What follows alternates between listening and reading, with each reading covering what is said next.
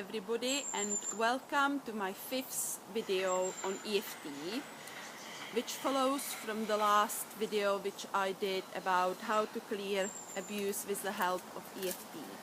And today I would like to talk about anger, which really follows on to that.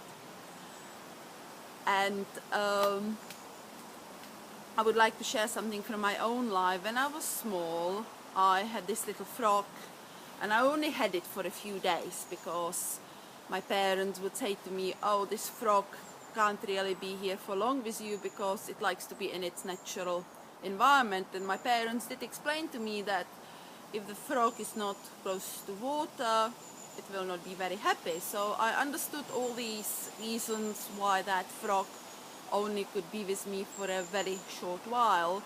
Nevertheless, I was still extremely angry when I was releasing the frog back into its natural environment. And I started to stomp my feet, and I started to be really angry. And here my mother comes and says, oh, I don't know you like that.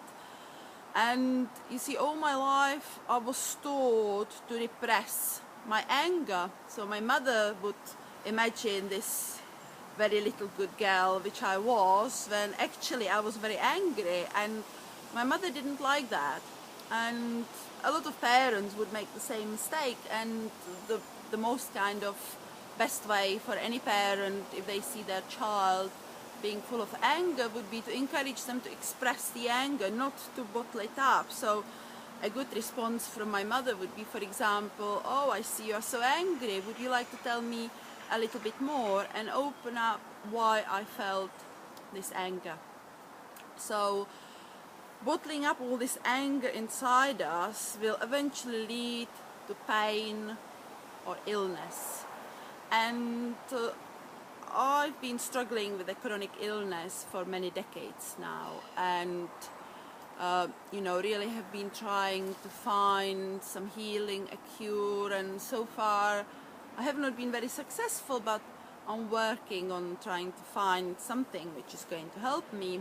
And recently a friend of mine, a very good friend of mine, said to me, she's a bit psychic, she said, oh, I think that your illness has something to do with your past lives, that you suffered a lot of abuse in those past lives.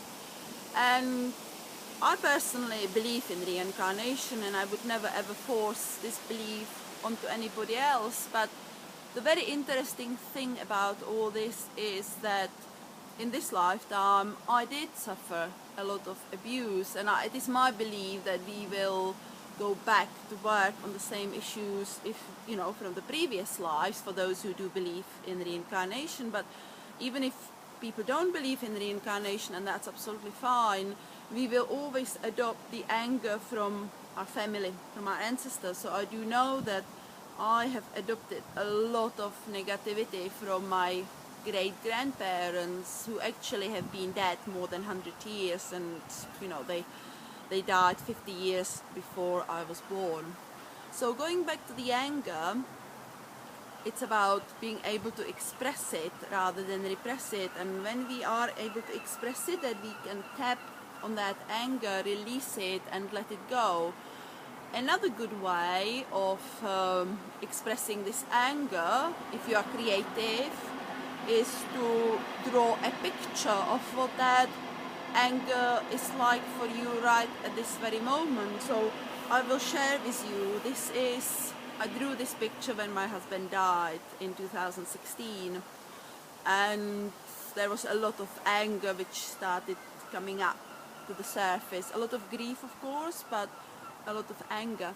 And so I only just about had a look at it, and I tried to see what is the picture about, what is the anger about. But the biggest thing is that I had this big black ball of anger. There was so much of it going on in me. And so if you do EFT, it might be a good idea for you to actually draw it, and while you're tapping, especially if you're artistic, as I said, then you're visual, then look at that while you're tapping. So I'm going to start to give you an example of how you could tap on your own anger issues. So again, the better you are able to express this anger, the better it is for the EFT process to work. So even though I've got this anger about the abuse I have suffered, and I see it as a big black ball. Now, where is it in my body? It's at the bottom of my stomach, at the pit of my stomach. So this big black ball of anger in the pit of my stomach, even though I've got this anger about my abuse, I love and accept myself anyway.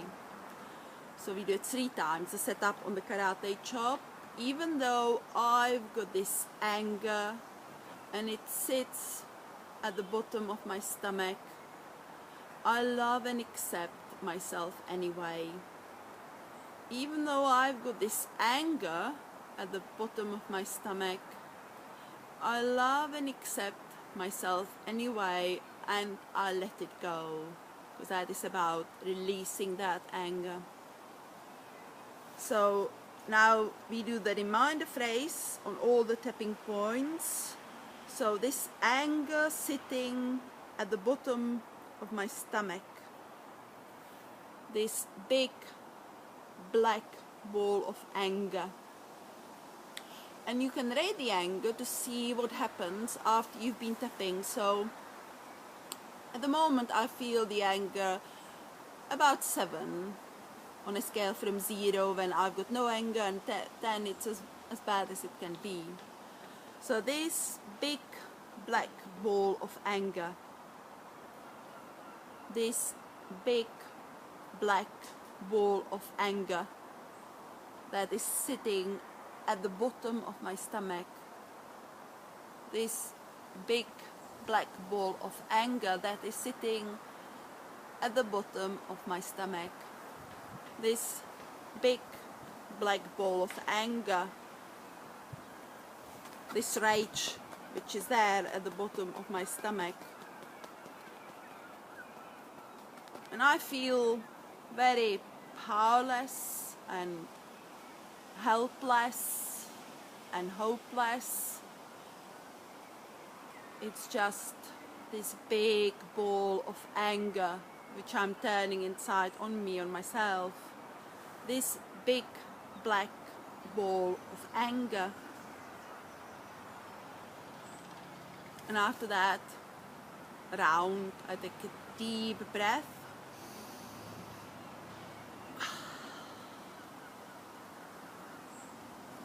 And follow the anger, see what happens to it. Is it still in the same place?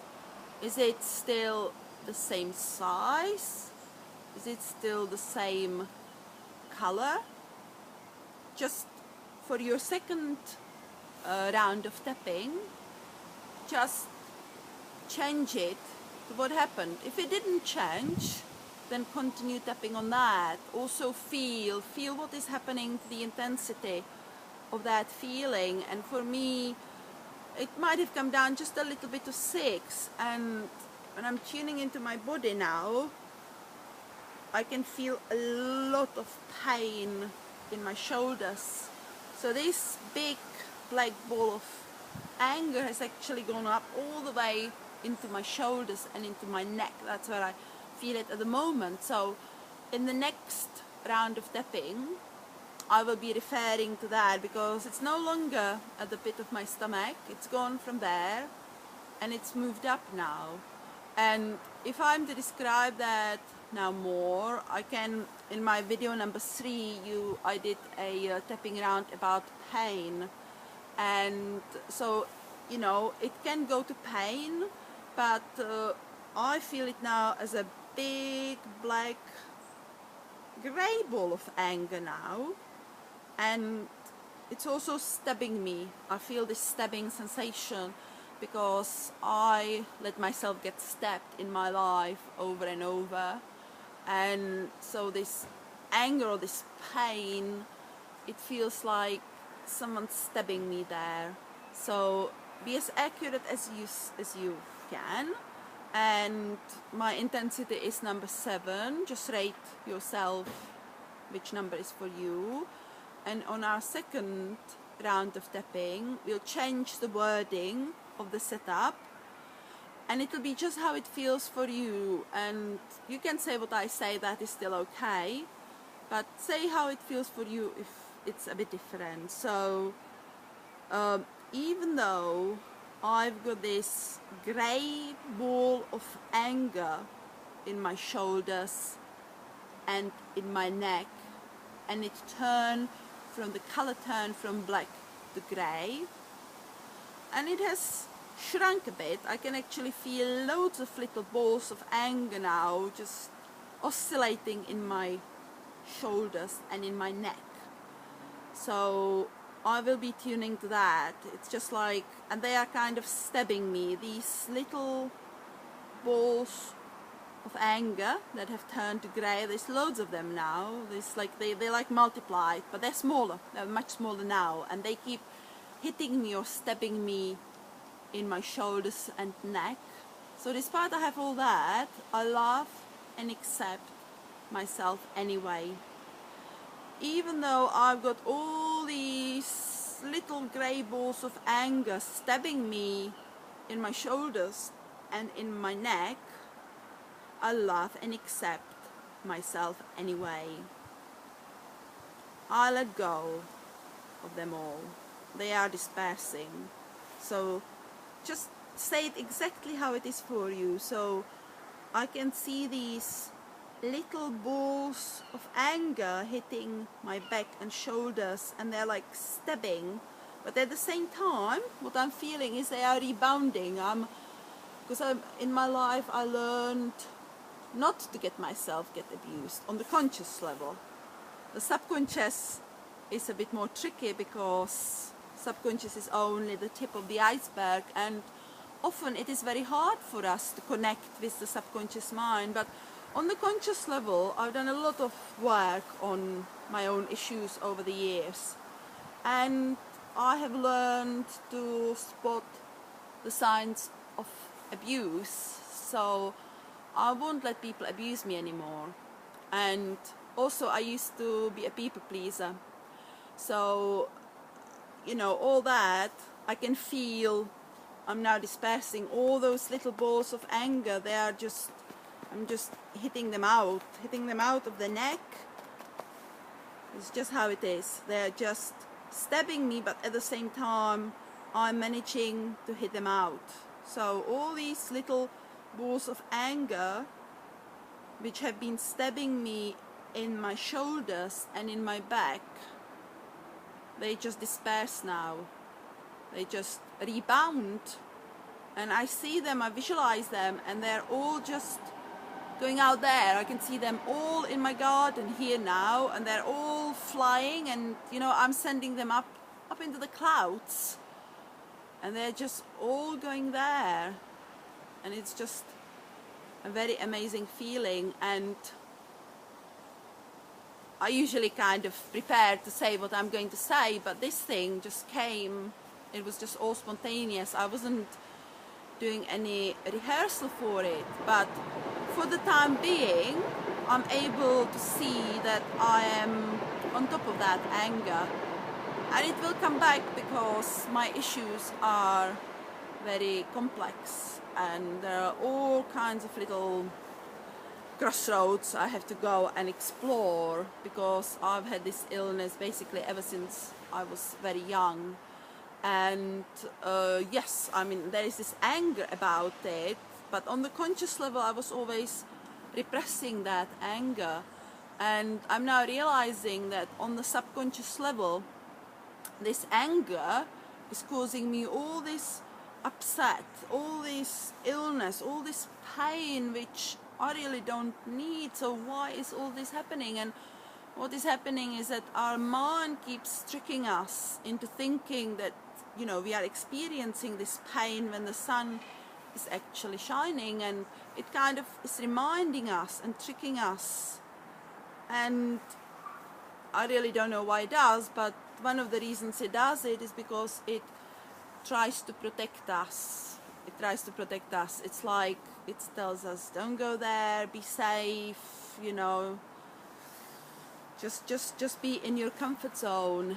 And staying in that comfort zone obviously won't help me, because I will be experiencing this pain and this illness over and over again. And I have been, but I'm very determined to get better, to clear those issues. And I know that what I will be doing is that I will continue to be tapping on my anger, on my issues of anger. For example, what I could do is I could go back to the experience of me being a small child with that frog, and I could tell the story of what happened on that particular time when I was releasing the frog.